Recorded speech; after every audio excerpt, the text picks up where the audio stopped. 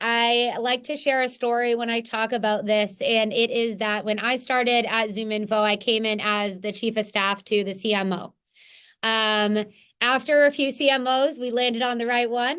And when I started working with him, part of my job and what I like to do from an operational perspective is look around and take inventory of what's going on within the marketing organization. And one of the areas I saw that was a massive area of opportunity was event marketing. And so because I had that background, the solution was to move me there. So I did, and I'm so glad I ended up there. I have a great team, and we've been able to make some serious progress. But at the time, there wasn't really an event strategy. Outside of collecting leads, there wasn't really a way to prove ROI. There hadn't really been an analysis done on the portfolio of events that we were doing. So there was a lot of groundwork that needed to happen while we continued to execute on those important events that we know we needed to continue to do. So part of that looked like creating internal champions. So I did have a leg up because I was former chief of staff. So I already had some executive presence and alignment there.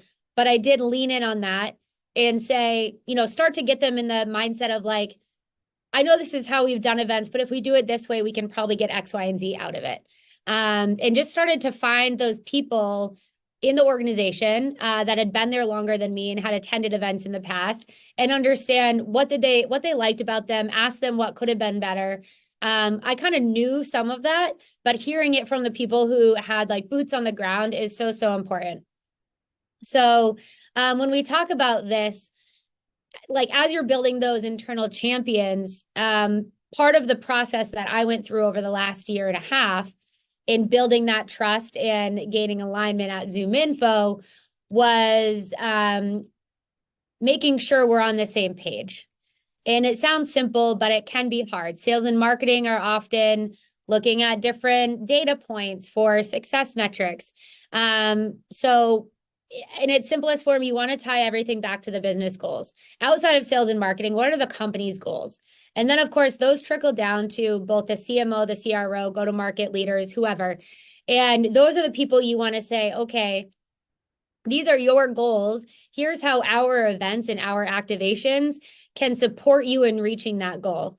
So not only that, but you want to make sure you understand what they care about, and make sure that they know that you care about what they care about, right? And you actually have to care. Again, I think you hear Nick and Mark talk a lot about people first, go to market. All these humans you're interacting with are people. And guess what? They have quotas on their head, and those increase and increase every quarter. So as much as you're stressed about, getting their alignment, they're stressed about hitting their number.